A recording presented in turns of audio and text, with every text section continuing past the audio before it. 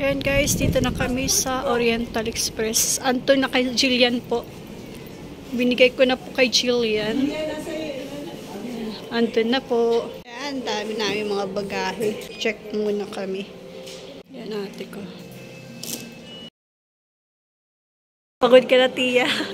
Ay, di ba? Pagod ka na ba? Hindi ah. Gutom. Gutom ulit?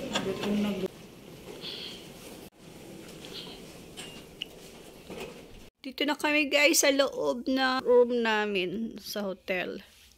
Morning! Fukuka! Guys, itour ko muna kayo dito sa room namin ng saglit. Kasi kagabi hindi ko na kayo na-tour dahil mga pagod na. Ito sila nanay tatay, kahiga pa. Masarap pa humiga ngayon dahil malamig ang panahon. Ito yung view sa baba. Pang 10th floor kami. Ngayon lang tayo nakapag room tour dahil pagdating namin dito mga pagod na. Ito naman, wala silang cabinet. Dito lang namin ilagay yung mga jacket namin. Meron silang dalawang upuan dito. Ayan, itong mga baso. Dito yan sa hotel. Malaki yung kanilang TV. Pwede manood dito ng Netflix. Dito naman yung ating CR. Ayan. Dito kami naliligo. Diretso dyan yung tubig. Ito, alam nyo naman, pag dito sa Japan, high-tech sila. Ito yung panghugas ng puwet. Tapos dito natin stop para huminto yung ditong paghugas ng puwet nyo. Ito yung kanilang sabon. Meron silang foam na sabon. Ando naman yung shampoo at conditioner. Silang mirror. Dito guys, kasi malamig ang panahon ngayon dito sa Japan. Yung aircon namin, hindi lamig ang buga niya.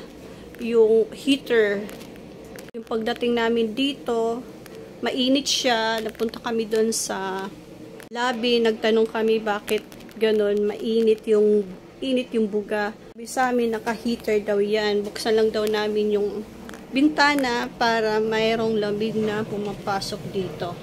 Ayan, bukas yan. Mayroon sila guys, mini ref.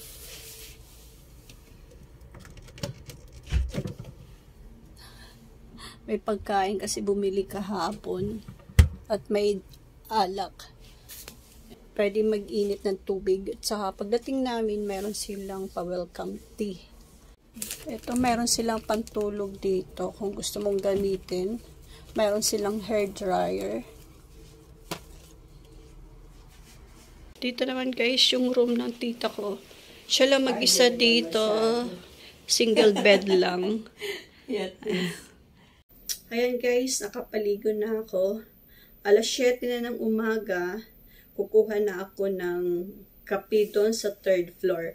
Libre yung coffee dito, kaya lang pupunta ka sa 3rd floor. Kasi yung coffee nila, hindi yung nasa, yung pack, kundi nasa ano yun, machine nila. Kaya tara guys, samahan nyo ako, punta tayo doon sa 3rd floor para makita nyo yung sinasabi kong coffee machine. Tara!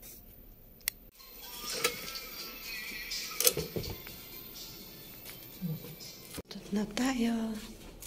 Ito yung hallway ng aming hotel. Ng elevator. Ayan guys, alas 7 ng umaga ang bukas hanggang alas 11 ng gabi. Tara, pasok tayo dun sa loob.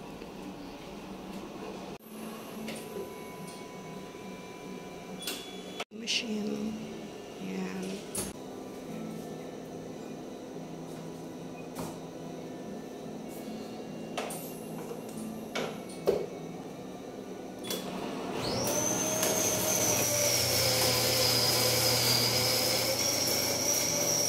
Ito yung parang gatas.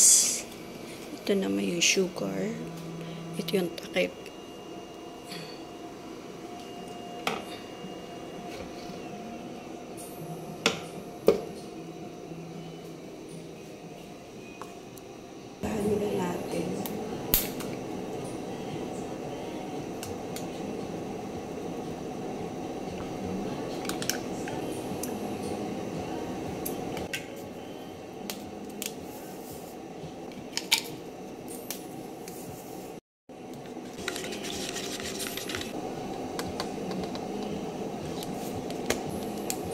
lang natin para hindi na mamigay.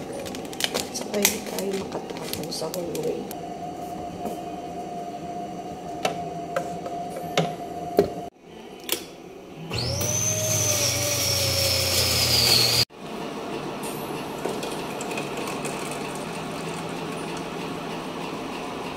Ang bango ng coffee nila dito, guys. Panli yan.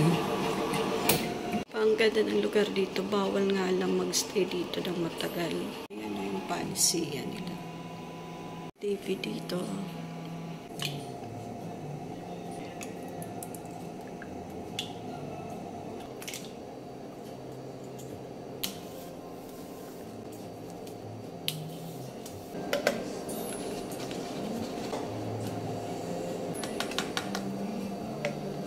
Siyempre, linisan natin.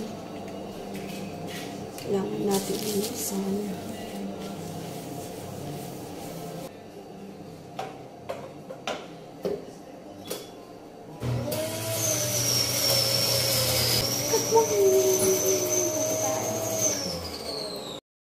Sinila ko ng plastic kasi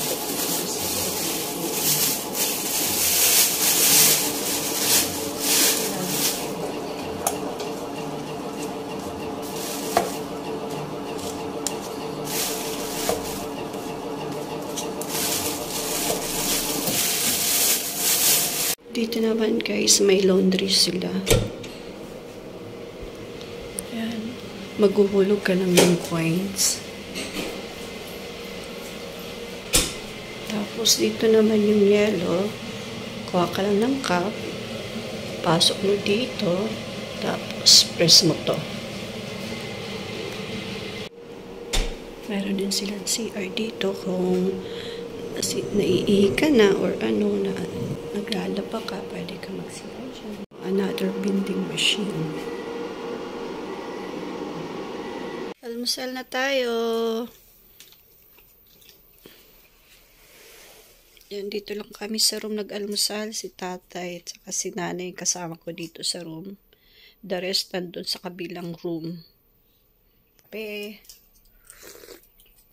Kaya 3 kinuha ko dahil tig-isa kape. Ayaw nila tate pumunta dun sa 3rd floor. Meron kami itlog na nilaga. Yan, itlog nila oh. Yung lasa niya medyo maalat. Masarap siya. Ito guys yung lobby ng hotel namin. Ito naman yung mga amenities. Meron silang supply, toothbrush. Mayroon din dito guys, money exchange. Yung ano nila dito, is 0.386.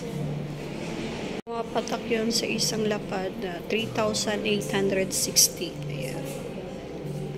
Ayan. Kaya hindi kayo mag-worry kung may dala kayong pera na Philippine peso. Yeah.